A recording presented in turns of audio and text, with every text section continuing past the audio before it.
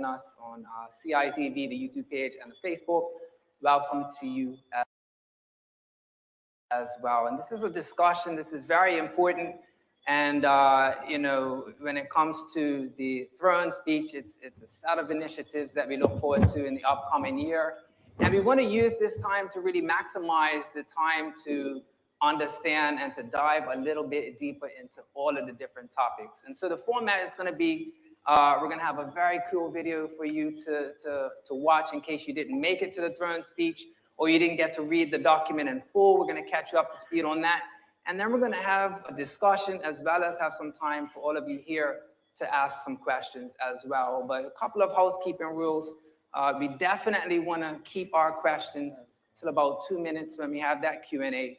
And we also want to just be mindful that we want to cover as many topics as possible. So what's important to me and what's important to you and what's important to you might differ. And we just want to make sure that everyone has a chance to understand, again, what is within the throne speech for the upcoming year. So with that being said, again, welcome. We're going to cover so much important information, and we're going to leave this place better informed as citizens of Bermuda. So with that being said, just make sure that your cell phones are off, and let's roll the video, and then we'll get to some exciting community conversations.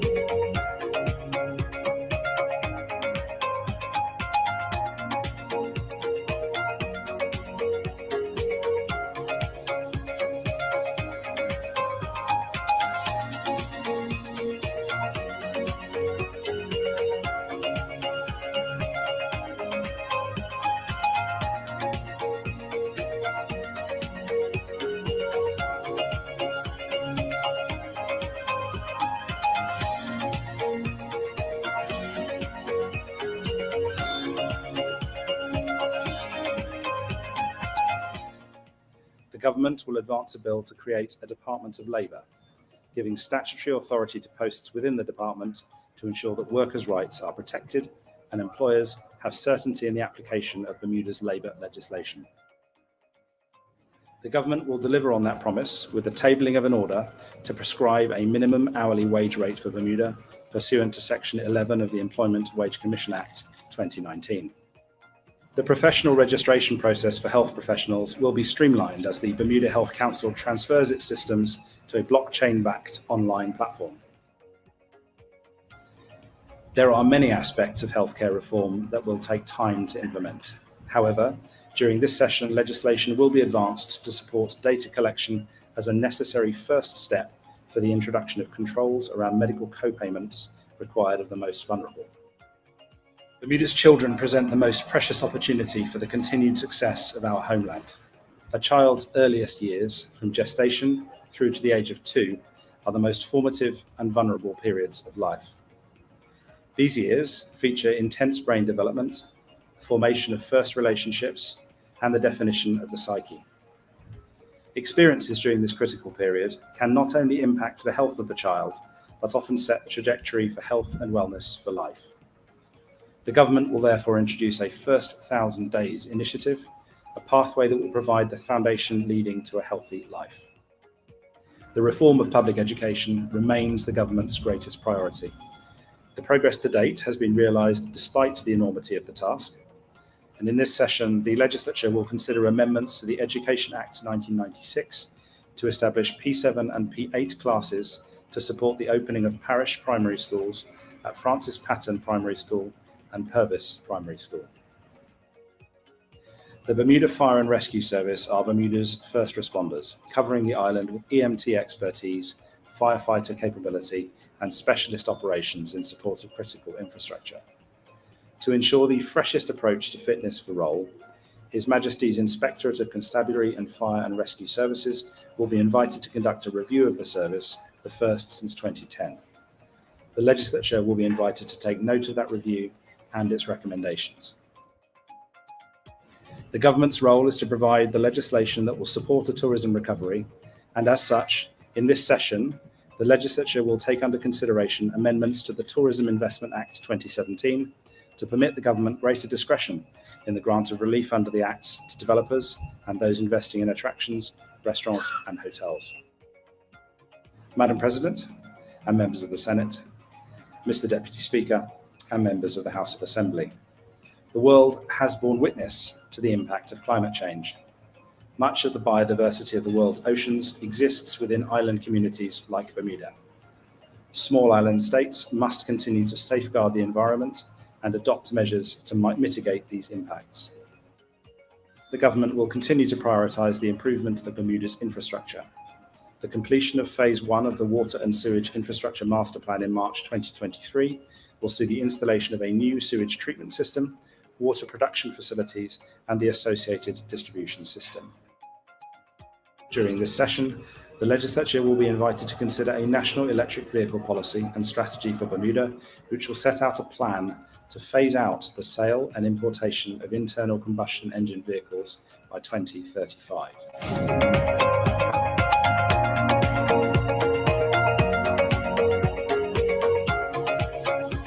To meet the challenges that confront Bermuda, the government has set out a clear legislative path that touches all aspects of our society. The health and well-being of our people of Bermuda remains a priority for this government. This government's commitment to Bermuda's children and young people hasn't changed. The government has already demonstrated its commitment to providing support and assistance to the people of Bermuda in mitigating the impact of rising global inflation. The measures of which were outlined previously, which were passed in the last session in regarding the duty reductions for essential goods, have been brought into force. During the upcoming session, the government will also introduce pesticide safety regulations under the Pesticide Safety Act 2009 to reduce cancer risk. As we have been clear from the beginning, the goal of education reform is to reorient the Department of Education to be even more nurturing and empowering in order to sustain the transformation of our schools. Support for our future children is support for our future Bermuda. But babies cannot speak for themselves during this period of critical development. So we will work with parents, caregivers, families, and educators to give every child the best start in life. The Ministry of Finance has worked with Quangos to achieve better financial accountability and ensure that these entities are operating in as cost-effective a manner as possible. The formation of an education authority has always been part of the government's education reform. The key element of any education reform is establishing system governance arrangements that are fit for purpose and fit for the future. Significant work has been done to advance the government's commitments to reduce interest rates and to address issues related to bank fees as outlined.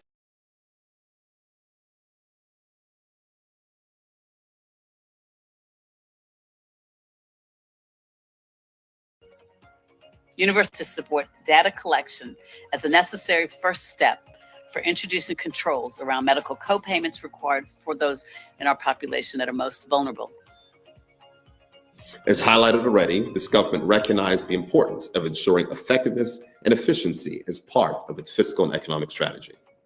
However, it has realized that further streamlining is necessary to enhance Bermuda's competitiveness and promote greater efficiency under the Companies Act 1981. As licensing and regulatory requirements in other areas have been put into place or strengthened, there has been limited evaluation of the related corporate approvals that are under the Companies Act to determine if they are still relevant or required. A detailed review of the Companies Act and the permissions that are required by the Minister of Finance under the Companies Act has been completed. Specifically, the need for continued ministerial approval for proposed actions and transactions. Steps are being taken to progress a critical aspect of this reform, which will reflect this government's commitment to a fairer, more equitable society and bring Bermuda's social insurance system in line with other countries around the world. In relation to social insurance contributions, it is intended that contributions will be changed from the current fixed rate for all persons, regardless of income, to one that mirrors other countries in the world where social insurance contributions are paid as a percentage of earnings. The effect of this change would be to increase the take-home pay of low-wage earners, while having high-wage earners pay more into the fund. The History and Legacy Working Group was formed with the remit to provide a report on how we can record and preserve the rich and powerful history of education in Bermuda. The recently announced Mortgage Guarantee Program is an initiative which allows eligible persons to get discounted mortgage rates on the basis of a portion of their mortgage being supported by a government guarantee.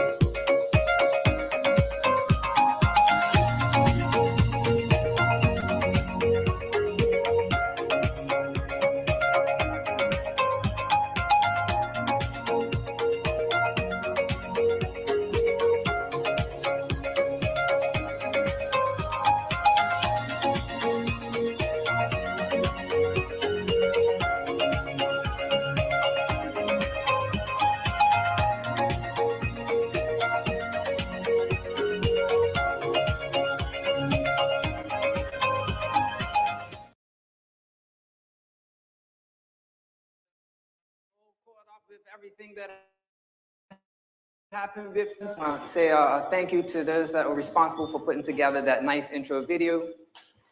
Also, in the beginning, I forgot to say good evening to our MPs sitting up front, also our media who's here in the back. And if you're watching, the view from here is beautiful. This is a real representation of the community. I think I see just about every walk of life and multi-generations, from the school kids up front in the front row to the very back. So again, good evening to everyone. And this is an exciting opportunity to get more in-depth information when it comes to the throne speech. So what I'm going to do is I'm going to actually jump around. So I don't want to stick to the premier or one particular minister for too long, an icy one. And so if it seems like we're jumping around, that's why we're doing that. But I'll begin with the actual process and the importance of the throne speech. I actually spent a few years when I was younger in the US growing up. And in the US, they have the State of the Union every year. And I still watch it. I look forward to it. The president stands up and gives sort of a pulse as to how the country is doing, and then proceeds to outline the objectives ahead. So Premier, in your words, why, regardless of who is the government of the day, this is something that we do every year. And in your words, why is this, beyond the pomp and circumstance, why is this important? Well, Kian, thank you certainly for the question. And I just want to say before I answer, I just want to say it's so great to see so many people out here this evening. Certainly, I'm looking forward to the conversation, looking forward to enlightening persons this evening and to share the plans that the government has going forward. On this, the throne speech is a tradition in Westminster parliaments, and this is at the beginning of every legislative session. I would say that it is certainly distinctly different from a State of the Union address, which is more of a political speech. Throne speeches are not supposed to be political speeches. Throne speeches are given by the apolitical head of state, whether it's the monarch in the United Kingdom, whether it is the governor generals or other persons in the various Commonwealth realms. And that speech is to lay out the government's legislative priorities for the year. It's important to note that there are many things that governments can do that do not require legislation. But what we do every time we do a throne speech are the specific bills that we would bring into Parliament to make changes to the laws of which are going to be in place. And I think that's the distinct difference. Over time, these speeches have been gotten progressively longer. In the 90s, these speeches would not last for more than 10 minutes. It was more of the pomp and ceremony. I mean, in the United Kingdom, the speech I don't think is ever longer than 10 minutes. It's very rare to see it that long.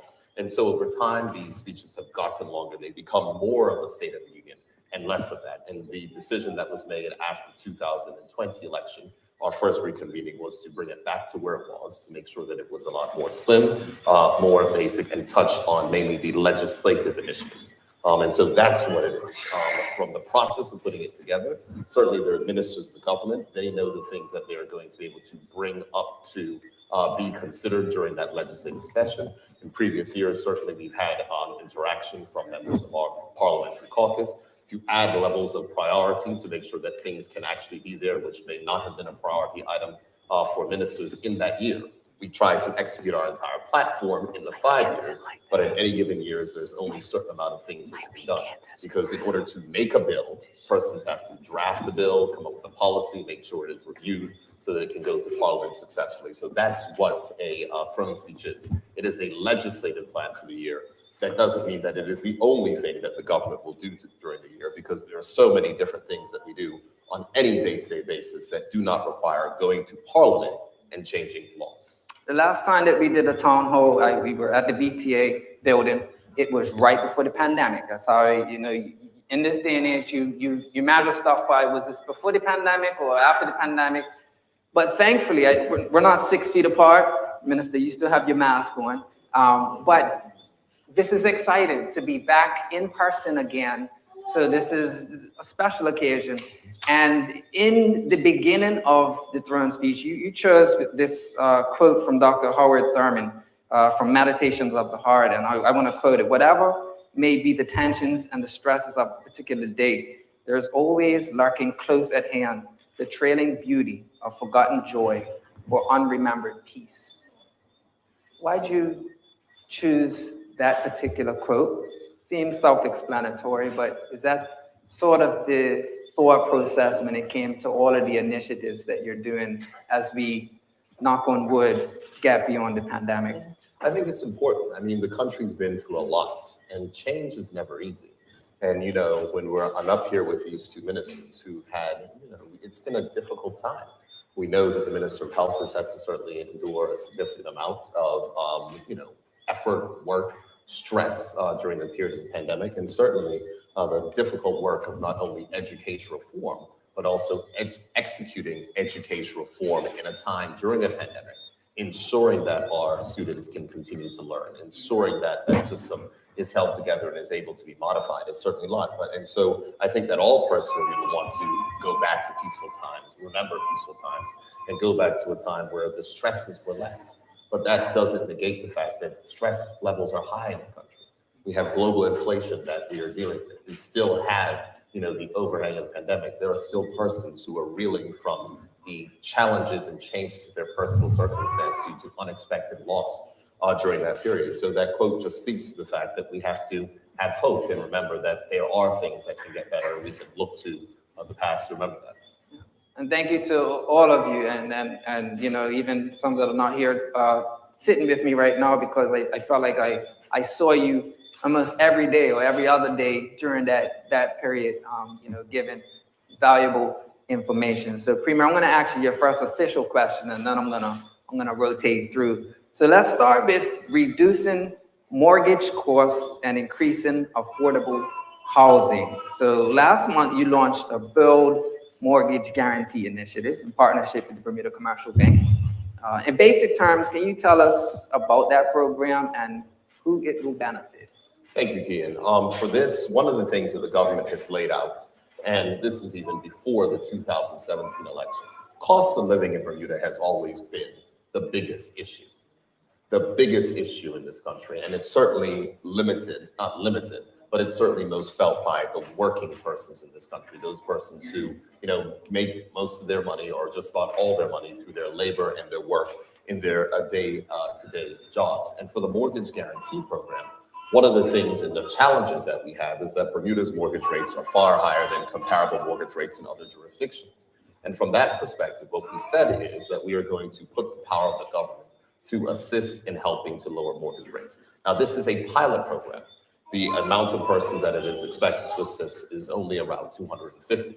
But these are 250 new homeowners who may not have been able to get on the housing ladder as quickly as they would have without this program. Now, the first phase of it is open to new home buyers, persons who do not own property and are looking to get on the ladder. And since this has been introduced, where we're looking at reducing down payments by half, because down payments are typically 20%. At some banks are 30, but they're going down to 10% under this program. And also with the perspective of having a lower interest rate, which is now at 5%, whereas mortgage rates are typically 7 or a little bit higher, then this means lower payments for these persons as well. So we're talking about people saving $400 to $500 a month. And so this is the first phase. They'll be, as we finish this, they'll be able to roll over to people who want to transfer their mortgages. One of the things that we did at the legislature last year, that is the parliament, we passed a law that made sure that there is no stamp duty on the transfer of mortgages. So as we try to get more competitive, that means that persons don't have to pay taxes for any transferring of mortgages. And so this is something that is all a part of what we do. It's not necessarily big initiatives that matter oftentimes. Sometimes it's many smaller initiatives that help pockets of persons who need help and assistance. And the feedback has been incredible from those persons who are halfway to saving for that 20% down payment. And now all of a sudden can go ahead and get on the housing ladder. So that is something that I'm proud of the work that was done at the Ministry of Finance to deliver that. And it's certainly something that is going to benefit the society. But when we look forward, the question is, what is next? Because there are many persons here who are not first-time home buyers, but are struggling under the weight of mortgages. And what is brilliant about Bermuda is that we have international companies here that that are some of the best mortgage risk providers for the United States. So those big companies on Pitts Bay Road are using their knowledge to reduce mortgage rates in the United States. And so the second phase of this program, which is being undertaken by the Ministry of Finance, working with all the banks and our international insurance companies, is to make sure that we can deploy those type of things here in Bermuda to see an overall reduction in mortgage rates in the country. Because the time when mortgage rates are increasing, that is certainly something that is going to be needed to make sure to help and assist Bermudians. All right, helping everyone get a piece of the rock. So we're going to shift over to health. Minister Wilson, this is something that I'm very interested in, and it's the first 1,000 days. So that's, you can do the calculations, 365 in a year. That's the first 3 years of life. Two. It includes gestation. Okay, oh, gestation, okay. So the program is the first 1,000 days. So what is this program in a high level? Thank you, Keenan, for that question. I suspect that the majority of people in this room are parents and or grandparents. Yeah, I know that you mentioned that's why you were late this evening. That's why I came in at the last second. Exactly. So this initiative from the government is critically important for the development of the first 2 years of life. Again, it includes the gestation period and then the first 2 years of life, hence the first 1,000 days. And what that will include, it will build upon an existing program that we have with respect to the health department, where nurses go and visit mothers at different touch points, 6-month checkup, et cetera, et cetera. However, what we're finding, and we recognize that those first 1,000 days of a child's life are incredibly important for their development, for their brain development, and so forth. It's also important because it will also provide them with a great basis for the future and their future well-being. So part of this will be the development of a pathway, effectively a patient pathway, monitoring the mother throughout those first 1,000 days to see if there's any gaps in the system as it relates to perhaps services and so forth, so that we can close those gaps.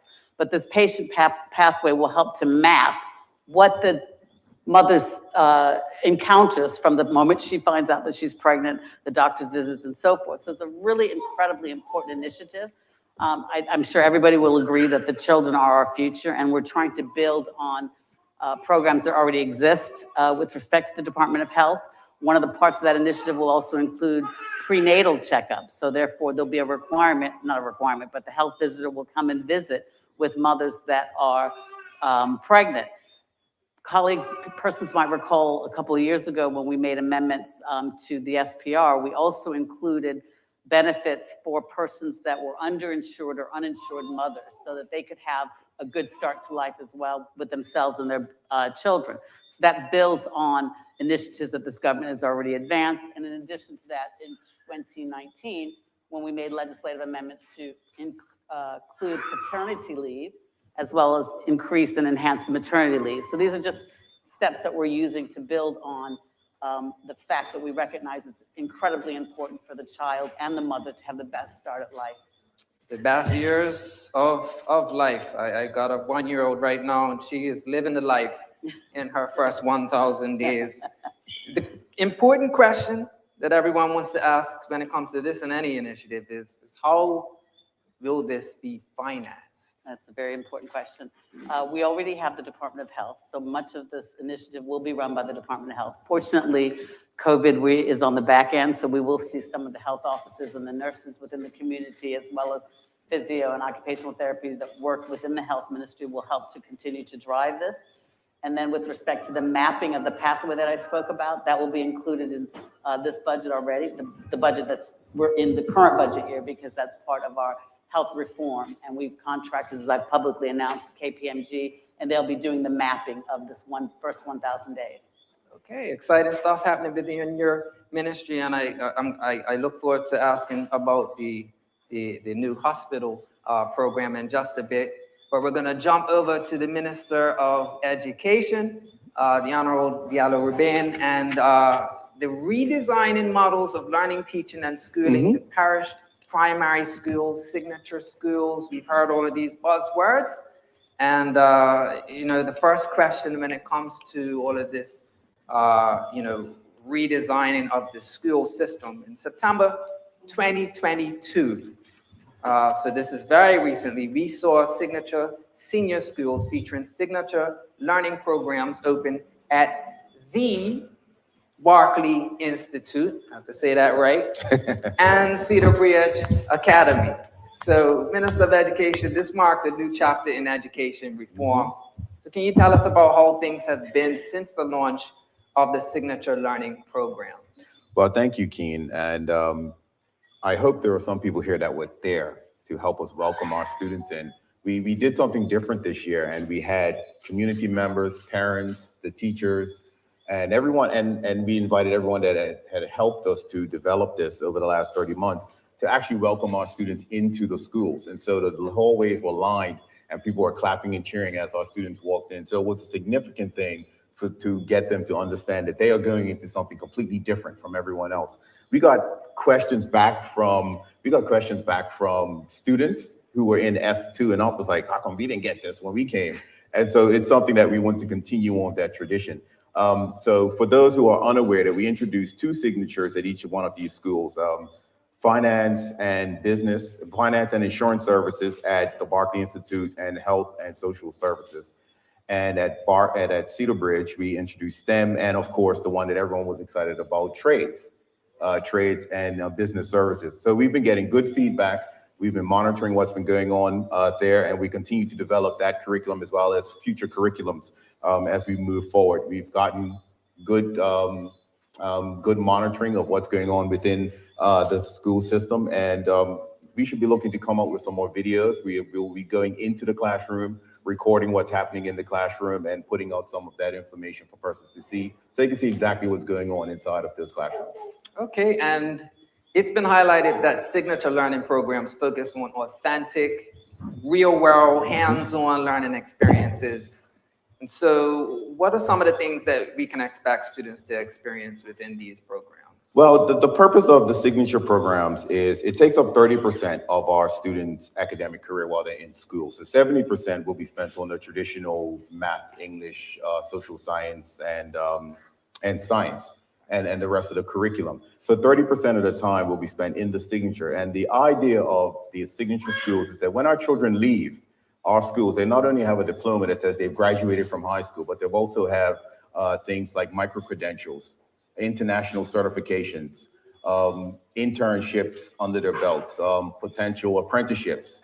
They'll have experiences in the particular fields that they have been studying in that'll give them the opportunity to either enter into the working world directly or be more enhanced as they go on to tertiary education. So the idea is that our children leave our schools without trying to figure out what it is that I want to do. When they leave, they already have exposure to those types of things while they're in school. And I think it's critically important for us, because one of the questions we kept getting asked is, well, what if my child goes to one school and they don't like it and they want to go to something else? that is still an option that is there. We have a transfer option that exists now. They'll be able to transfer from the Barclay to Cedar Bridge. As we move this forward more, we are looking at the ability for students to be at one school and actually do a major signature at one school and a minor signature at another school. And so we're looking to, that'll be introduced by technology rather, or actually getting, providing transportation to go between school to school. But as it stands now, once you go to the Barclay Institute, you'll be doing either of those two signatures, and the same with Cedar Bridge Academy. When you do transfer, you will still get the benefit of that signature, but you will not get the full 4 years. Because unlike college, we can't hold you back a year or 2 years just because you want to get the rest of those two. But the credits you get at the previous school will transfer over, and you'll still be able to graduate on time. You just may not get the full exposure of that signature as you would if you were there for the entire 4 years now, but eventually 5 years. So huge transformations within the senior level. And of course, in March 2022, this year, you announced also that the necessary work was also underway to open the first parish primary schools. Yes. In September 2023. So after this year, we're going to see the first of that. Can you give us an update on where the ministry stands with this? Yes. To bring people who may not know, the two parish primary schools that we've selected, Purvis Primary and Francis Patton. And currently the teams are busy working, getting that information together. The system transformation teams are busy doing the work that is necessary for us to be able to get to those parish primary schools. We've been doing quite a bit of work over the summer and in September. Some of you who have been out there would have seen us in the field, because part of this redevelopment is what we call co-design. It's critically important for us to have the feedback from the public and our educators and our parents and our community partners to say what it is that they want our children to learn, while we push forward and say, this is how we can get that done. And so we've been in the field and we've been talking to people and accepting those recommendations. The teams of Purvis, the teams of Francis Patton have been very, very hard at work. And a big shout out to Principal Cox and Principal Jacobs at Purvis, Principal Cox at Francis Patton, and they're phenomenal teams that they have been working on this. We've started, we'll continue to work. In January is where they start to develop the curriculum, the curriculum that will be in the schools. And I believe it's around February, March, where we will start talking to the teachers and getting them ready for how those schools would be. There's also a bit of infrastructure that needs to happen in those schools, because in September 2023, we will begin with P1 and P7. In 2024, we'll have P3 and P8. In 2025, we'll have P4 and P5, and that's how we'll continue to move that along. So we're preparing for P1 and P7 to be introduced in September 2023, and we are on track. All right, thank you very much for that update. Education is so important, and we have to get that piece right. So good luck with all of that work that you're doing. And we're going to shift gears again. Is anyone here interested in the cost of living and what we're going to do to address that? Yes, I suspect 100% of us. And so, Premier, within the throne speech, I know even before I ask this question, this is just unprecedented, where you see a rate of inflation as high as it's become. You see Federal Reserves throwing everything at the fire to try and put it out. And so this is a top agenda for not only Bermuda, but countries around the world that are really trying to get a hold of this cost of living, because it really does affect all of us. And so within the throne speech, Premier, you said that it is the government's responsibility, and rightfully so, to aid in the easing of the tensions and stresses of this unprecedented age. I think the last, I wasn't around, I just heard about it. So can you tell us about what you're doing to help with the cost of living? Well, Kean, I was about to say, it's like, it might be unprecedented for us, but for some persons who, live through a different age, 9% inflation seems wild for us. But there were times when it was 15 and 16%, and we wonder, how persons made it through that period. But certainly, the cost of living in Bermuda was high before this level of global inflation, which has come from, the twin aspects of the supply chain challenges which we face from the pandemic. And then also Russia's invasion of Ukraine and the resulting spike in energy prices of which we're seeing, and the pain of which that causes, and the way in which that filters through the overall economy. For us, our impact or our view has been to assist as many persons as we can, as much as we can throughout the economy. And so from that perspective, we've put in a number of various things. In February, we know that we froze prices at the pump. And so in the summer, when we were hearing persons talking about record energy prices around the world, record gas prices around the world, there were not record gas prices here in Bermuda.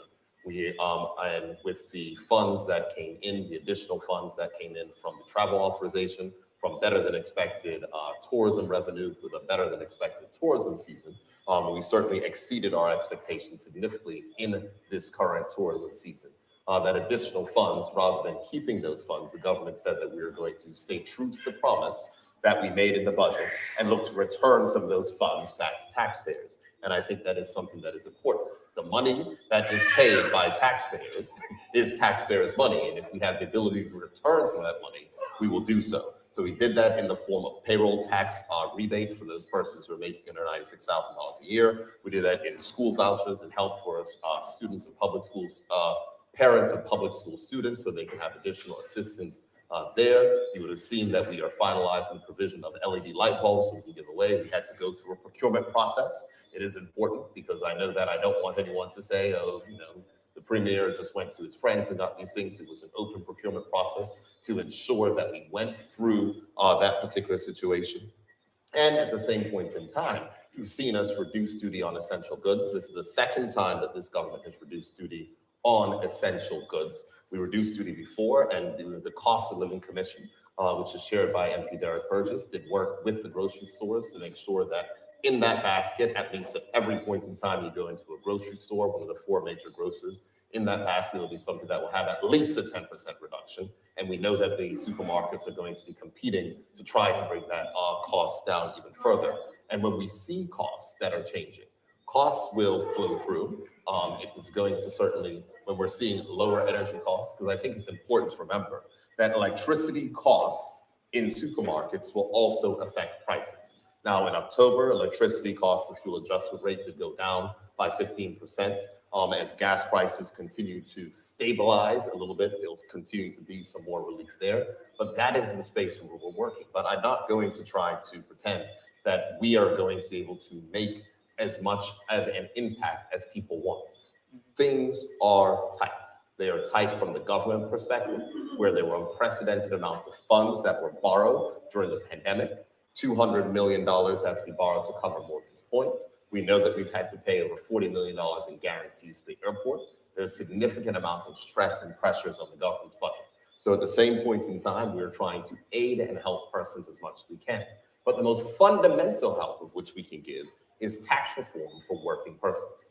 We have lowered the tax burden on working persons since we've come into government, and someone who's making, an average Bermuda Industrial Union salary over the time of which we've been in office have paid $5,000 less in taxes alone. When we talk about the modification of the social insurance system, that is to make sure that working people pay less, which is similar in other jurisdictions. And there needs to be greater reductions in taxes for working persons to make sure that persons have more money in their pockets so that they can ease the burdens on their day-to-day lives.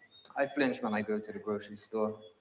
I do too. Will government offer any other relief packages? Winter is coming to families and seniors during this upcoming winter season. It remains to be seen. We are certainly in December 2nd in the House of Assembly. We will be giving a mid-year update. We're going through that right now in the Ministry of Finance, looking to see where we are insofar as our budgets. But I think the most important thing to recognize is that this government wants to make sure that we maintain fiscal responsibility. And fiscal responsibility means that we have to maintain our budget targets, It will not be any short-term help. For instance, if we, say our budget deficit was supposed to be this much this year, because it's important to remember that Bermuda's government is still in a deficit. It is vital, and we're not going to make it to a balanced budget for another 2 years. But it will be bad public policy and financial policy if we were to exacerbate the amount of money which we're borrowing now. We're still borrowing more than most persons would want to in order to provide that relief. So it is important that we maintain our budget targets to make sure that Bermuda's debt doesn't get downgraded in any way, shape, or form, because the downgrading of the debt leads to increased interest costs for everyone. And so there is a delicate balance that we have. So we'll see what happens. And I'll tell everyone to stay tuned on the House of Assembly when we release the pre-budget report and give the statement on the government's finances on December 7th. Thank you, Premier. I'm going to go into a lightning round because we want to make sure that we have enough time for questions for you here this evening as well. I'm going to switch it over to the Minister of Health, Minister Wilson, and legislation to support data collection. So is the government regulating co-pays? Thank you for that question. The Premier, as you indicated, has indicated that part of the throne speech is to lay out the legislative initiatives for this particular legislative session. And what government is looking at is the collection of data as the first element as it relates to regulation of co-pays for our vulnerable citizens. Let me pause for a moment. I'm sure as a community you recognize that one of the objectives of universal health care is to ensure that persons that are underinsured and uninsured have the ability to seek medical attention when they need it in the appropriate atmosphere, in the appropriate environment at an affordable cost. And regrettably, what we are seeing is that persons, particularly again, more vulnerable that are underinsured or uninsured, are seeking treatment at the hospital, which is far too expensive for the needs in which they're serviced, that need to be serviced. So we are looking at collection of data so that we can see what the starting points are insofar as a proper analysis, so that we could look to the regulation of co-pays for the vulnerable individuals. And I provide that caveat because everyone's insurance is different.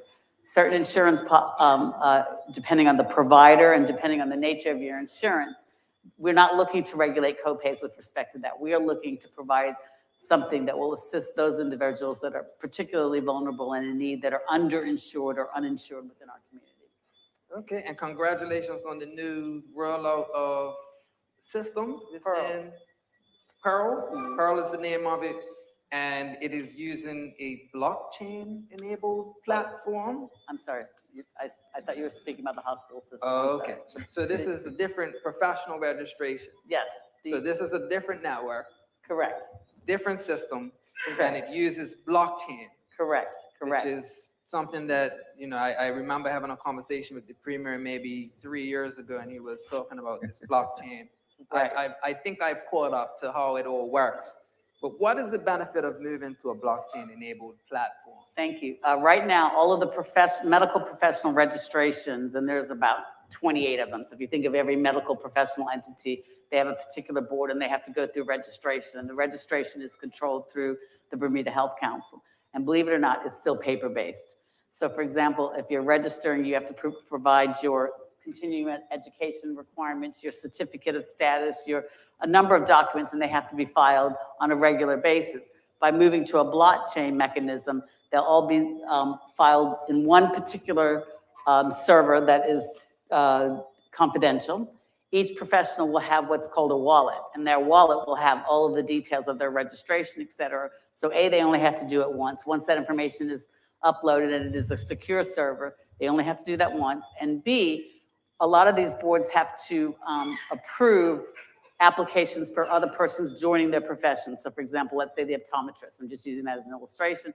If somebody wants to register to be a member of the optometrist, then they actually have to submit their application, et cetera. And they literally, on many of these boards, take the application around to the members of the board to look at it and to approve that application. By doing it in the blockchain, not only will we have efficiencies of scale, but it will obviously be far more confidential, because again, some people are still filing documents by paper. So it's a efficiency saving, confidentiality, and we're using technology to help to drive that particular system. And I know when it comes to healthcare, a lot of the costs and the resources and the time revolves around paper Yeah. and administration. So moving to this blockchain-enabled platform is definitely going to be more efficient. Correct. And it's moving into the modern times that we are. So Correct. looking forward to more updates when it comes to And we're that. saving trees. Absolutely. So, Minister Rabain, the Education Authority. So we have a tourism authority, and we're going to move to an education authority. So what do you look to accomplish through the formation of this education authority? And thank you for that, Ken. The term education authority has actually been around since our plan 2022 that was enacted back in 2018, when it spoke to the necessary need to increase accountability and to remove any sort of external interference, i.e., if the minister changed, the direction of education could change. When I came into this ministry in 2017, the previous government had 4 ministers in 4.5 years. And the number of reports that each one of those ministers did are just stacked on my desk and never been implemented, because they came and they wanted to do something different. And they listened to whoever they listened to. They said, this is the direction we should go. And then the one would leave and come and then say, no, we want to go in a different direction. Education has seemingly always suffered from that fate, and you'll hear it. Most people will claim, when we talk about it in the House of Assembly, or you will hear it's an easy target for political parties to make jabs at. And so the creation of an education authority then puts the education and the direction and the strategic plan of education into an authority that operates at arm's length from government. The idea is to create a quango that will be staffed by or led by not only just educational professionals, but persons who are also capable of running companies or business, because you actually need to have that in place as well. And so when the question is asked, when people always say independent education authority, and I've always challenged people to actually find where they've actually heard me say that. I've never said independent. That's something that's always put in my mouth. The fact that an independent authority is one that operates on its own, generates its own funding. An education authority will not be able to do that. They will always be funded by the government. So there'll always be that tie where they'll have to file proper audits of what it is that they're doing with their funding. There's no intention, and there's no intention for there to be any direct involvement of the government in how the education authority runs. And the legislation that we want to put in place will actually create that barrier. And so we're looking at a entity that will run education, filled with and the Department of Education, all of the operations will move to that entity. The ability of that entity to be unencumbered by some of the bureaucracy that happens to be within operating within the government sphere will actually be removed, and we will have a more we will see a more efficient running of education. We also want to create more autonomy within our school systems and create a more nurturing environment where it's a more bottoms-up approach to how our schools operate versus what some people would say now is really a top-down approach. You have a few people at the top that are saying, do this, and you have the people that are on the ground saying, okay, how do we get this done? If you were here, you'd see it doesn't actually work here as it does there.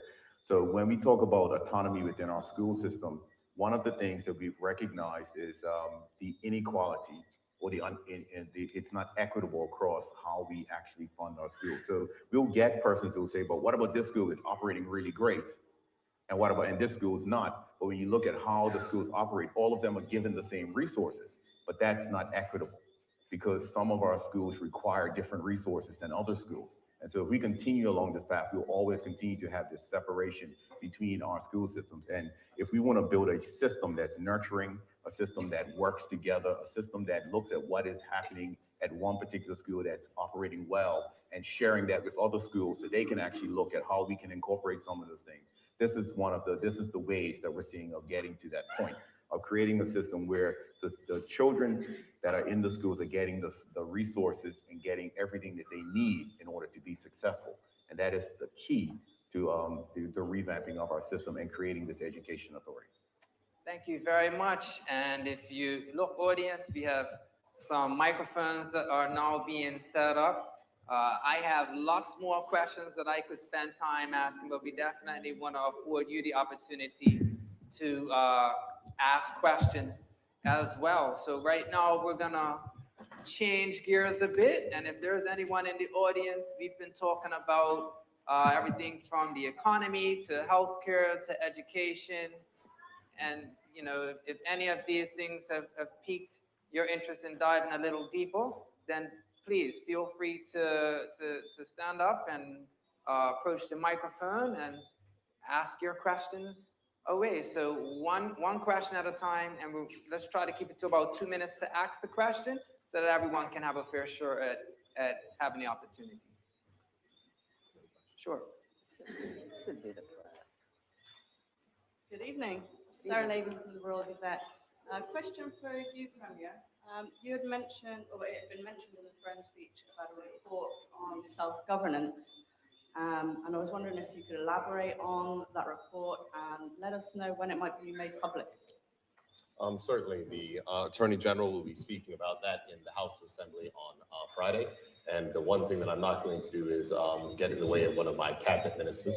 But as I said, when those questions were asked to me by a reporter from your organization, I said very clearly that, of course, the report will be made public. So no more on that. I will not preempt what the Attorney General will announce in the House of Assembly on Friday. Okay, and a question for you, Mr. Rabain. Yes. In terms of education, we have been asking for a little while at the Royal Gazette for the Cambridge results, the exam results, and we're just wondering if that's something you were looking to, again, make public. That's actually an interesting question, and thank you. When I did reach out to the Department of Education, and when you ask for the Cambridge results, the only results that we do give out, that we used to give out, are the IGCSE results. As all of our educators know, and all of our parents and students know, in order for our students to graduate from high school, they are required to have a pass in math, English, science, and social services. And they are also able to take additional IGCSEs if they wish. This particular year, and it was something that was reported by your newspaper, we had a very large group of graduating high school students this year. And we are very proud to say that the bulk of them were males, were young males that graduated this year. So the mere fact that we did have a record number of graduates and a record number of males graduating indicates that all of them passed their math, English, science, and social services, social sciences, IGCSEs as a requirement for graduation. So that in itself is an indication of how well our students did in the past year. And so I'm not sure if you need any more information than that, but that is the indication that they have been they did very well in their exams this year. Okay, and just on to education reform. Is there any more information you could give us about how much that is going to cost to implement at this stage? Education reform, so the infrastructure for the primary schools, the costs for government. Yes, and thank you for that. We have promised the Bermudian public that we will publish a plan of what it would look like to get from where we are now to where we need to go. We did say that we are waiting for some reports to come in. We got a report being done by KPMG and a report being done by a subsidiary of KPMG that's actually looking into the buildings. We have those preliminary reports.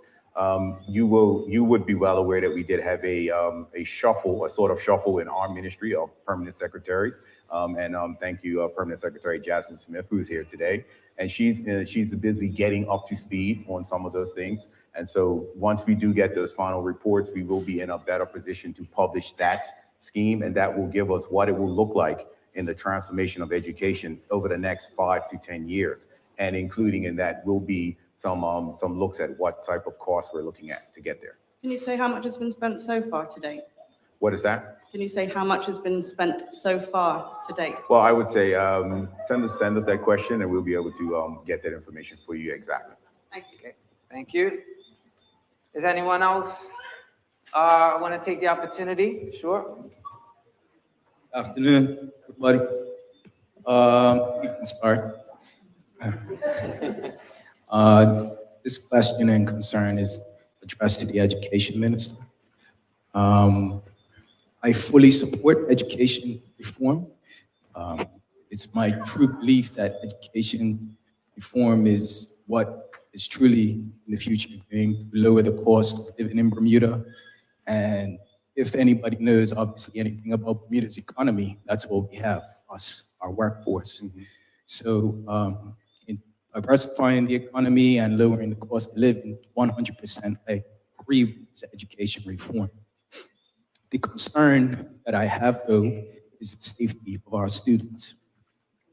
The reason why I have this concern is because my child started Cedar Bridge, and something's wrong with this mic, I don't know if it's me, but my child started Cedar Bridge in September this year. Within, let's say, 8, I have probably seen about or heard from her and her friends at least 5 major red flags. Thank you. Thank you. These red flags include the 100 or so person melee in the beginning of September, where the school was on lockdown for 3 hours. I don't know if the police were called. It's unknown at this time. The various numerous incidences of fights daily at this school. The amount of violence that is going on right now is unprecedented at Cedar Bridge. On Wednesday, I got a text from a friend of my daughter to tell me that my daughter was attacked by another male student that is her age.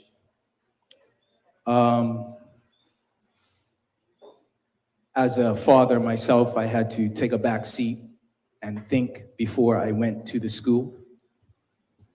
And I was also, it was then that many other things were put before me. There are a significant lack of teachers for core subjects. I don't know how our children or how any of this education reform is supposed to be implemented if we're starting off with no teachers. Secondly,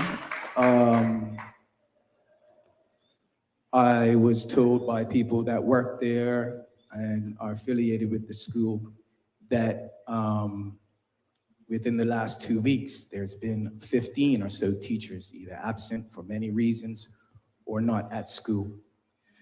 And also this lack of teachers has also led to this upsurge in violence where there's also the amount of unprecedented things going on because children are roaming the school without supervision because there's no one there to supervise them. I'm also told by my daughter when I look at her report card and I'm asking questions about subject matter that she has, and I note that the subjects that she has a constant, stable teacher, she has A's. All of the other subjects that she has substitutes in, I believe one class, biology, we got up to 6 when she was naming the names of the teachers, the substitutes that have been there. She told me that a paper is handed out when she walks into class. They take the paper and sit down and do the worksheet. That's why she has never been taught. So my question is, Mr. Minister, I'm on your side because I believe in public education and I need my children to be educated because I don't have the money to afford private school for my 5 children. So, sir, what are we going to do about this immediately as a priority?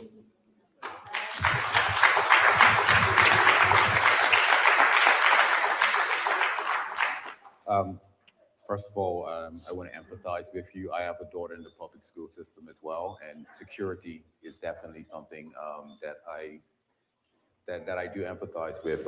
If your daughter was attacked, I expect that the school has done what they need to do to take care of that. There is security at the school for that.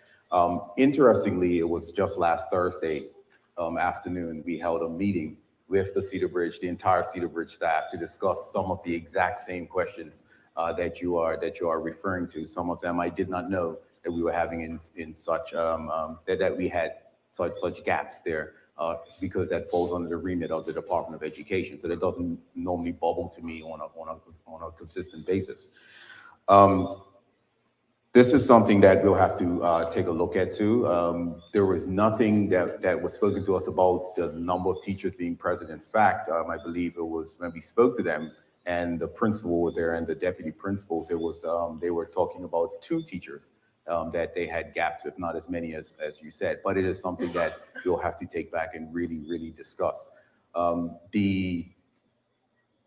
The addressing of violence within our schools, and it's not just Cedar Bridge, it's all of our schools. It's all of our schools. It's it's easy for us to say that it is a society problem because it is, but we do have. You should be confident that when you're sending your children to our schools, they are in a safe environment, and I take that under serious consideration, and it's something that we will be looking into as we move forward.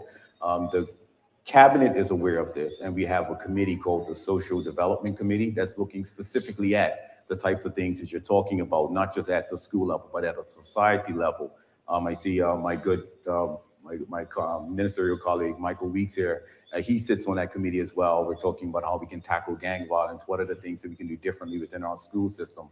And one of the things that have come out, especially from the conversations we have had over the years, is that we need to have different ways of dealing with that small minority of student that's within our system that is causing these problems. And that is something that we are looking to address immediately, of how we can handle that minority of student, because it's not everyone. It is a minority of students. It's not all of them, but it is a minority of student, and we have to figure out how we can deal with them in a different way than what we've been dealing with them before. Suspension and sending them home to an unstable, in some cases, a further unstable environment is not working.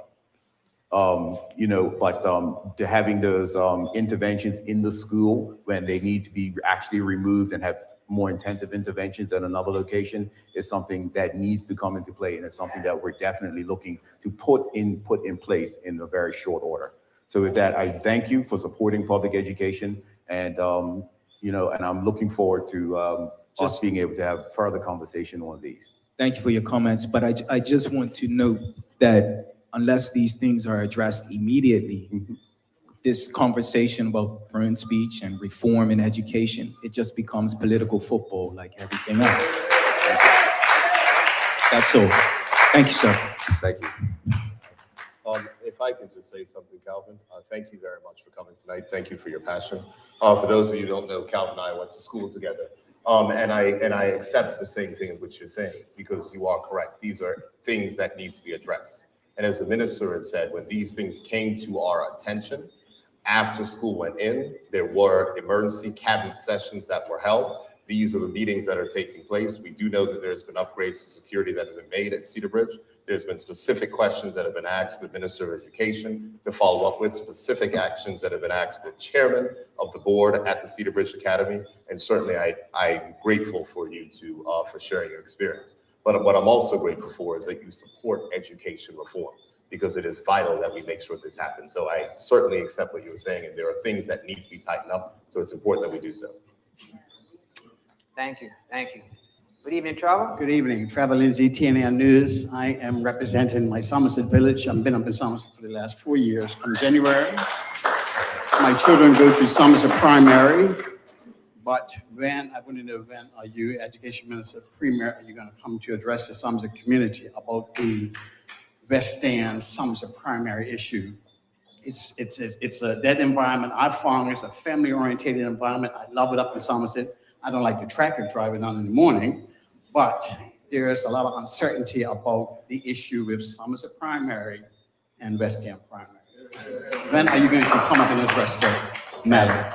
And I thank you for that question, Trevor. When it comes, For those who have not been initiated, we have a plan in place to introduce parish primary schools. And earlier we talked about Purvis, we talked about Francis Patton. And the idea behind the parish primary school is that a school is in every parish, with 2 in Pembroke, that becomes the hub of the community. That becomes a school that the entire parish can rally around, uplift, and as we move forward. To give you some of the some background data of what we did as we looked at this. In 1998, there were just under 8,000 students in our school system and just around 700 educators. In 2022, we have just under 4,200 students in our entire system and just under 1,000 educators. And so it is unsustainable for us to continue to have schools and to have schools as many as we do have and be able to get our students the type of education that they deserve and the type of resources that they deserve. So the decision was looked at, and we looked at what the projections are going to be looking forward for the next 10 years in terms of our students. And so the decision was made that we did need to seriously take a look around at what it is that we needed to do in terms of being able to provide our children with the opportunities that they deserve moving forward. To answer the question directly for Trevor, I can't remember I can't see where he went, is when we announced this, we held a consultative period, and we actually did add on additional consultation periods with a few areas, one of them being St. George's, one of them being Sands. We actually had 4 additional, and talked about what it is we were doing, what is the plan, and how we came about with that particular plan. And so we have addressed it. It's not that we have not discussed it. It's not that we're afraid to discuss it. And we will be coming around to discuss this as we move forward with the plan, and as we continue to move forward with what it is that we're doing. These decisions are not easy decisions. I recognize and I understand I recognize and understand some of the background that goes into some of the angst that we do have around this, and I empathize with that. I completely get it. But what I do also understand is, at the forefront of the decisions that we're making always remains the child and what is best for our children as we move forward. And so we have to figure out a way to balance what's best for our children moving forward and what is acceptable for the adults. And so that is, we will continue to balance that out as we continue to move forward. But I have no issue coming and speaking to anyone. And I've said this numerous times. I will speak to everyone individually or in groups about what we're doing and why we're doing what we're doing. Can you also clarify the information within the media and in the community that your intentions is to close West End and rename Somerset Primary? Can you clarify that for us? I can certainly clarify that. Unfortunately, those words were misconstrued. However, during our consultation process that we had, that topic came up, and it was actually suggested by some persons who lived in Somerset. It was like, well, why don't you consider doing this? And so that was one of the things that I mentioned in the last press conference that I had, that was one of the suggestions. What we did, Trevor, and I don't believe you were on any of the sessions because they did happen a couple of years ago, is we took a evaluation process that was put together by persons who are much more knowledgeable about these things than I am. And what they did is they evaluated every single campus or property that held a school in Bermuda. And that was then graded. And so whatever property within the parish had the highest grade was the one that was selected, because what we want to do is redevelop and build a new school. So when persons say that we're changing names of Somerset Primary and stuff, Somerset Primary, as we know it, will not exist in the future plans. There will be something different there. And we will give the community the opportunity to say, what is it that you want out of that school that's going to be there because it's for you, the community? What is it that you want that school to be called? What is the types of things you want that school to actually have in it? And so those are the things that we're talking about. So when I talked about that, that was something that actually was a comment that came from the group to us. And so if you look at the report, you'll see that's one of the recommendations that came from the community. Thank you, Trevor. I just wanted, I'm going to start with a quote from Mrs. Nate Simmons' article. She's done excellent ones in the paper. History is important and molds who we are. It's not a minor detail. Both my grandparents, two of my grandparents went to West End Primary. My father, Dr. Glenn Bascom, went to West End Primary. I went to West End Primary, and both my daughters currently go to West End Primary. One question, I think I heard you say this in a video, that it was a red herring, this idea of the name of the school change. And if you could just explain what you mean by that term red herring, because it makes it sound like it's a small issue. It's not a small issue. There are my ancestors whose feet were not allowed to step into Somerset Primary's grounds. Furthermore, there was an assessment done. Assessment is only as good. Data collection is only as good as the question asked. As far as my understanding, there was no question related to cultural heritage of the school. There was no, you can correct me, were there questions related to cultural heritage and importance to the community in these questions where these grades were given to the different campuses? First Were there, I'm just asking a simple, I could be incorrect. Were there questions related to those issues? It's just a yes or no question. I could be misinformed, and I would like to be informed well. Historical reverence was not one of the criteria. Okay, thank you. And my other question was in terms of location, because I know that there was, my understanding is there were several people that evaluated each campus. I don't know if there were people from each community in the campus, because anyone who's born and raised in Somerset knows that West End Primary, along with Allen Temple, along with Somerset Cricket Club, are the cultural hub of the Black community in Somerset. And I don't know if people with that understanding were on the committee. So my next question was ease of accessibility. School buses cannot get onto Somerset Primary's campus. So was proximity and where it's located in the community, was that part of the questions? I'm just asking. I could be misinformed, and if I am, I would love to know that. Were they part of the questions? Yes or no? Yes. Okay. And did Somerset Primary score much higher on that? And if so, how? And you've said that you've been over this and looked at it a lot, so I assume that you have the answers to these questions. I can say the answers to those questions, all of that is on the website. That report is still there, and it actually does list, if you allow me to finish, please. All of it lists what the criteria was and what the scores were for all of those criteria. It's right there for the public. That also lists every single response, and I believe it was between 400 and 500. So you see every single response that we did get from our consultative process. Thank you. So could you explain what you meant by the term of a red herring, this idea of the community? I don't know what you meant by that term red herring, and if you would explain what you meant by that to, with those of us who are here to support West End tonight, please just stand so that we can see who we are, who are here to support. If you could just let us know what you meant by the term red, it's a red herring. I don't know, I'm not sure what you meant by that term. If you would explain that, I would greatly appreciate it. The term red herring, and that was... I know what the term red herring means. I'm asking what you meant by it in that context.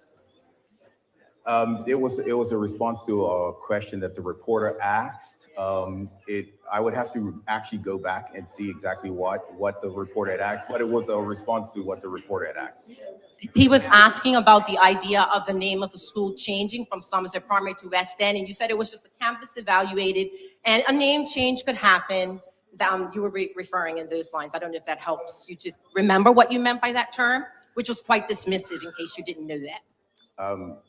I do apologize if you thought it was dismissive. It wasn't meant to be in any way, shape, or form, because what I do recognize is that this is a very difficult decision, and it's a very difficult topic to talk about. And when I did respond to that is when we held our consultation period, there were persons who were very much in favor of what was proposed. And so when I say red herring, it was portrayed by him that every single person in Somerset was opposed to what it is that we were saying. And I said, and I The let term them red know that- herring means a minor issue being made out of something that's minor and people are making a big issue out of it. That's what the term red herring means. It means a distraction, and I don't think any of this is a I respectfully restriction. disagree with that, but we can agree to You just disagree on agree that that's what the term red herring means? Okay, excuse me. I don't want to do this, but we are winding down in time, so we have about 10 minutes left, so I apologize. Thank you for your questions.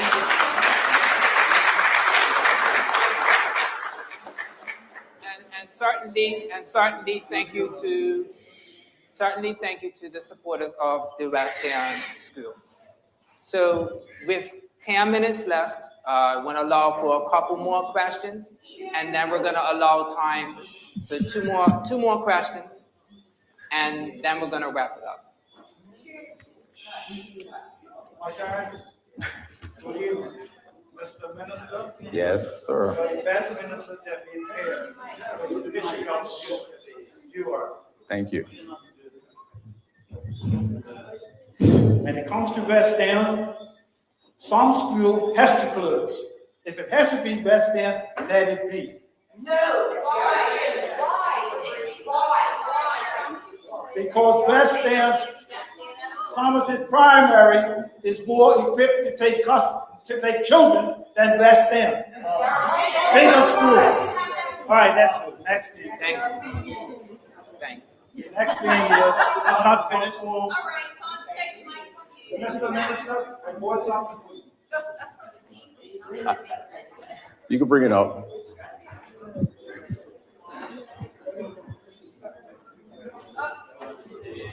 All right, I can't stand up.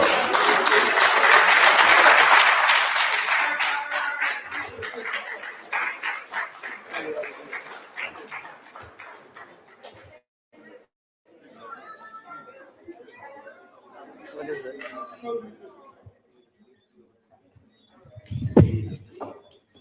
Mr. Minister, Yes, my sir. daughter is a doctor. My daughter practices medicine in North Carolina. When she came to Bermuda, she came to my garden and she said, Father, then she goes, I have patients who have cancer. I have patients who have diabetes. I have patients who have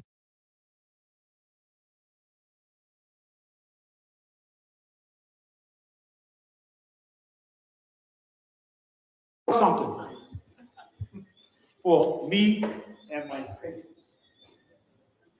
I gave you there, one bottle is Paw tea. 10 seconds, please. 10 seconds. You're not giving me 10 seconds. Okay? Paw, I sent that to her. Can you please ask the question? This is a Paw moringa. This is moringa powder. This is moringa. Okay, thank you. Okay, thank you. Sir, can you ask your final question, please? You're gonna cut me off? Are you gonna cut me off? Respectfully. That's not respectfully for Uncle Burt. It's okay. Have your way. I had a hard time getting here. I was listening to the news. They told me the meeting was at 6:30. I left my house at 6:30. The bus didn't come to 7:20 or something like that. Thank you, Mr. Brinkman. I appreciate you. Thank you. Thank you. Sir. Good evening. Evening. Bermuda is another world. It is. Yes? We are. Yes, it is. This is paradise. But our paradise has been sealed off from us. Okay? Health Minister, during this time, in these last few years, you're sitting up here now and you're talking about our kids' future, concerned about our kids' future. Well, let's go back to the whole COVID pandemic, right?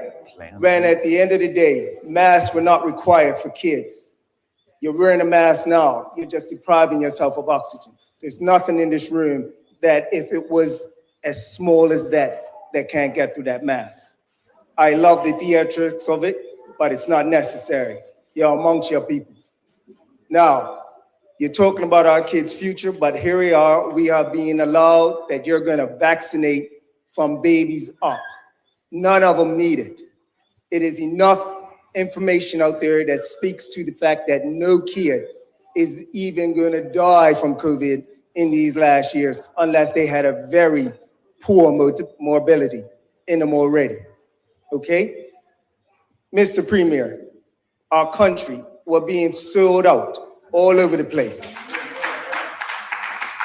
You talk about sustaining our island, sustaining our future. From 2019, we should have been thinking about if all those ships stop coming from America, how will this island survive? We are 8 weeks out.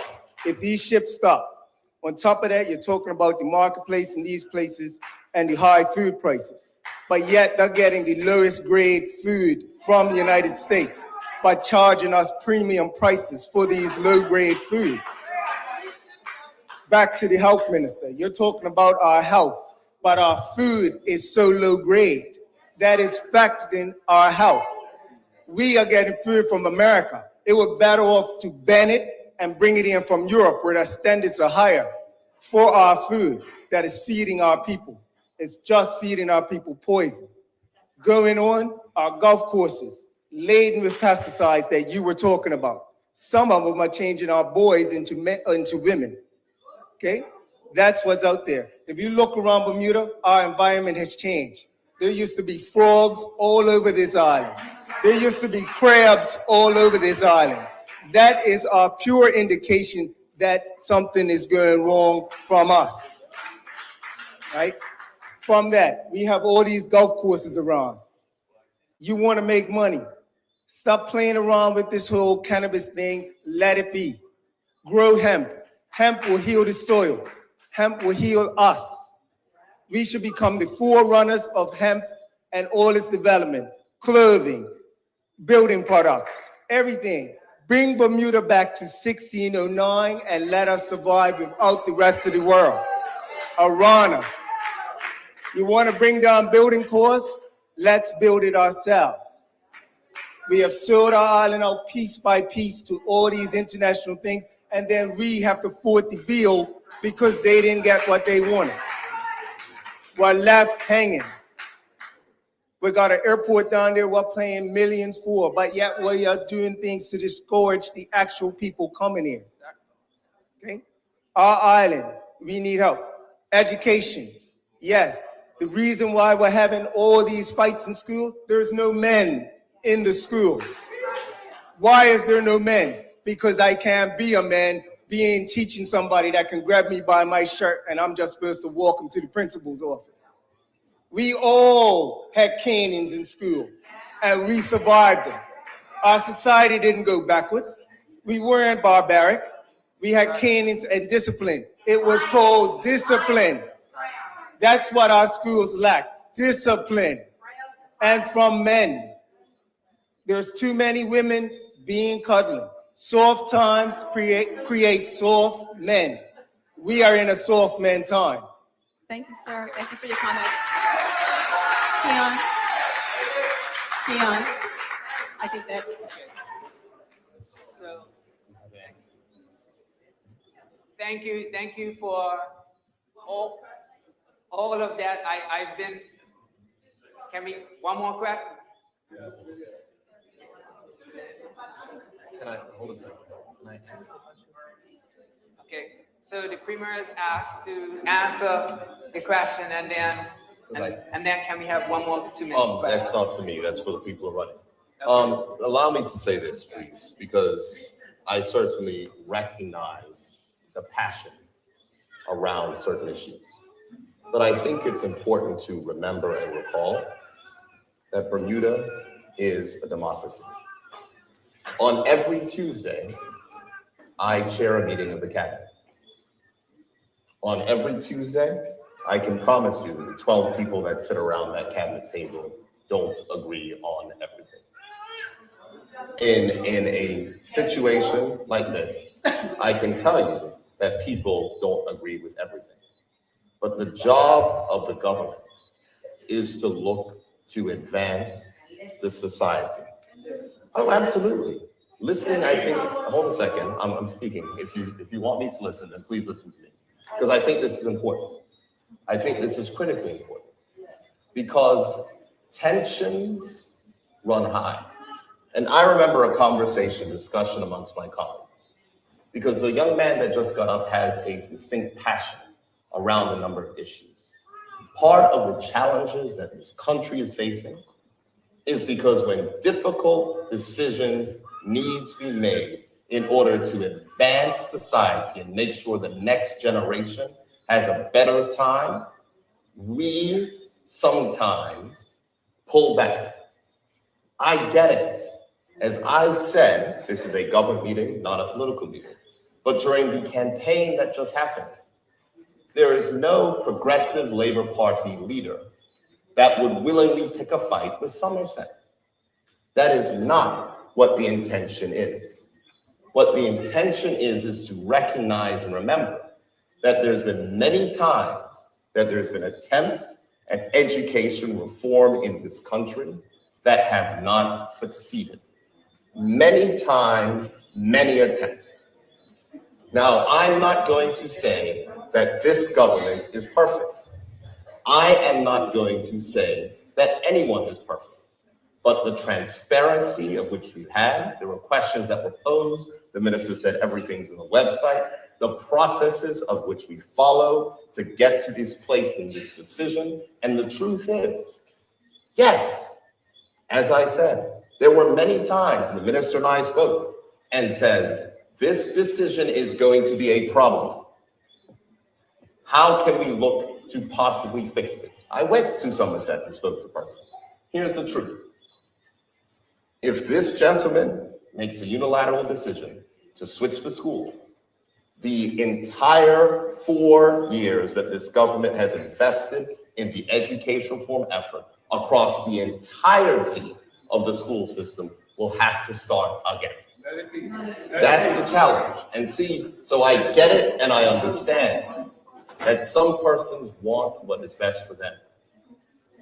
And if there is a decision that is made in this country that 99% of the persons agree with, there will be one person that is against it.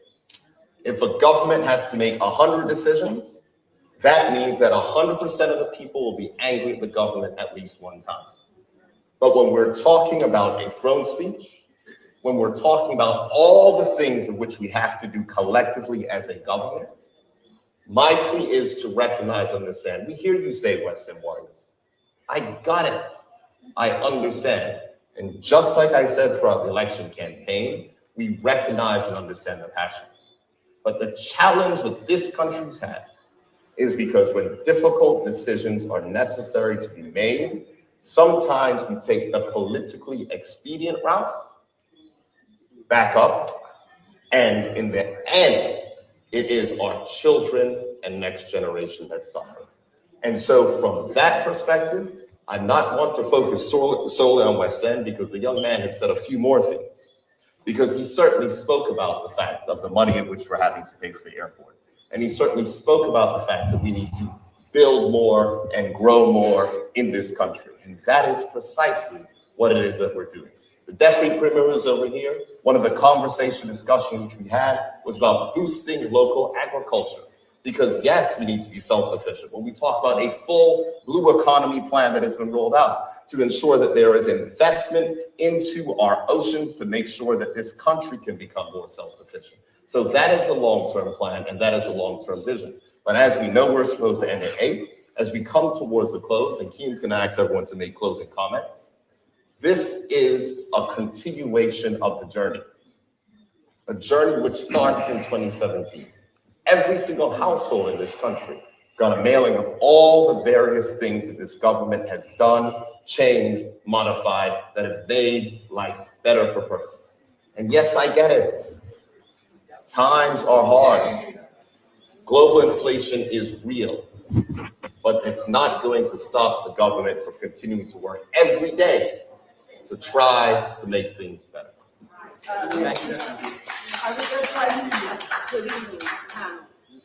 I would just like to invite the 4 of you to Somerset for a town hall meeting in Somerset to address education. Absolutely. And Absolutely. Say Yeah. no more.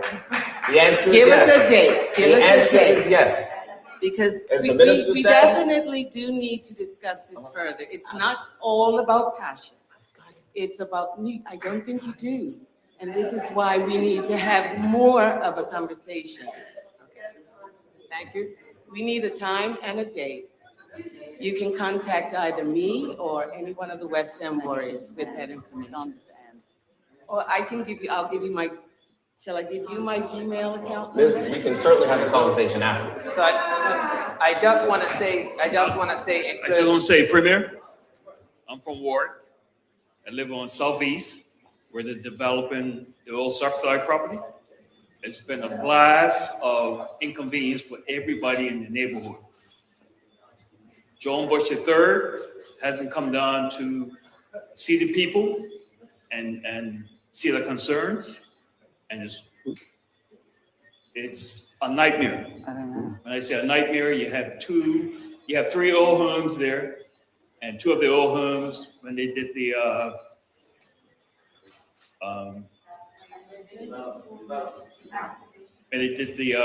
south west side of development, the drilling has damaged two of the homes' tanks. So you have two homes that have leakage. Then you have the sand up on the old Nautilus house, Mr. and Mrs. Nass's home. It's constantly filling the area with sand and the tanks and the roofs. So every year from late 2016 to 17 to present, every year the neighbors had to do the roofs. It's bad.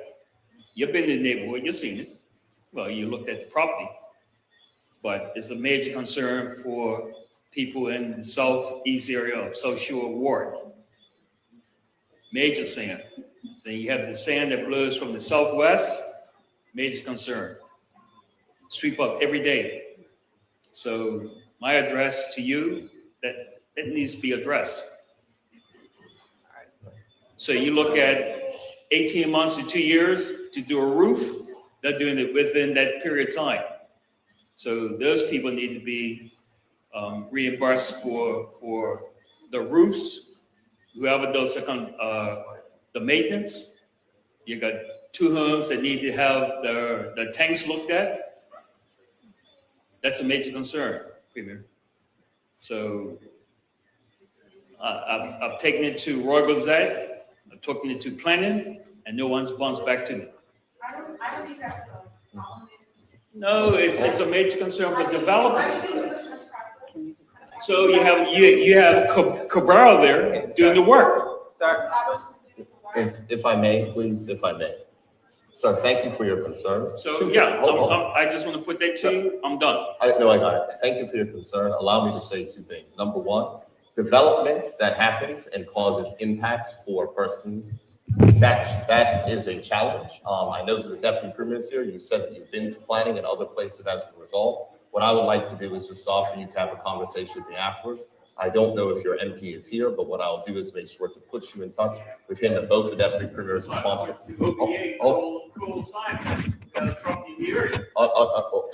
Sir, what I'm trying to do is you have an issue. There's an issue regarding your neighbors and persons with tank damage. There's an issue in regards to the building and how it's affecting. I'll tell you And what after. I would She's in my say is that constituency. I'm happy to speak to you on that particular I'll give you her issue name. Hold on. with the Deputy Premier to find out Pat, how we can get a resolution. Pat, Because here's what I I'll will tell say. you. If there is development that is negatively affecting, if there's development that is negatively affecting your property, that is not acceptable. And that's not what should happen. Thank you. All right, so I wanna respectfully, we're over time. However, I just want to close before I give the opportunity for closing remarks. I just want to say the reason that I signed up for this is that I hoped that we would all be able to come together. I hope that we would have a wide representation of the community. Again, it's beautiful to see all of you here this evening. I hope that you will come with passion and clearly you have exceeded in that regard. And also, I hope that we can all take this information and, to those of you that didn't come out tonight, hopefully we can have more of these types of forums in person. It's good to see each other face to face and exchange feelings and passion and information, because information is power. And so with that being said, I just want to start on the end, Minister of Education, and then the Minister of Health, and then the Premier, to just give some closing remarks and a high-level takeaway in terms of the throne speech and what you want the audience, both here and that are watching online, to take away and be energized around. Thank you, Ken. I just want us to know that we're at a unique crossroads in terms of education here in Bermuda. We have an absolute wonderful opportunity to make a difference in the lives of not just our children, but our grandchildren as we move forward. We want to put an education system in place that will ensure that the generations to come get the education system and get the opportunities that they deserve. There are difficult decisions that have been made, and there are even more difficult decisions that are in front of us that as we continue to move forward with education. But I will always reiterate, as long as we put our children at the forefront of the decisions we make and put our own personal desires as adults to the side, we'll always make the best decisions. Those best decisions, as the Premier articulated, may not be the decision that you personally want. But I implore you to get on board. I implore you to come out to our sessions. I did hear some questions today that we've answered and we'll continue to answer, because the answers will not change. But we will continue to work with and try and get you to understand where it is that we're going with this. And if we can pull that together, we have, as I said, a phenomenal opportunity to make a huge difference in the next generation and generations to come.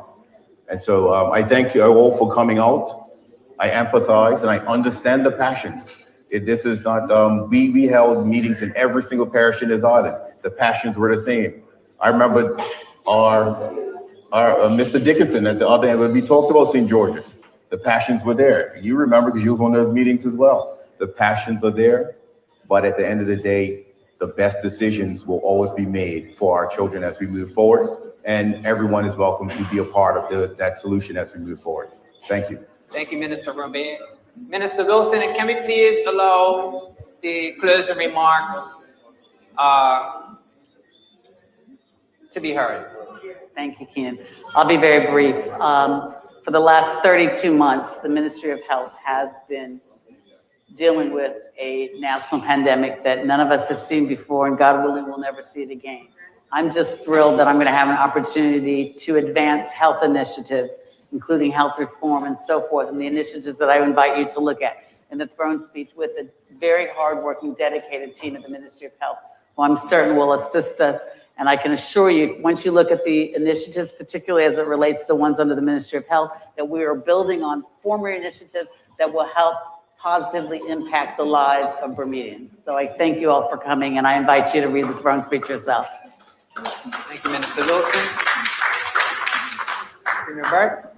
Thank you, Kian. Let me say a few things. The first thing I want to do is, of course, thank yourself for agreeing to host this evening. I want to thank the hardworking team at the Department of Communications for putting on tonight's event.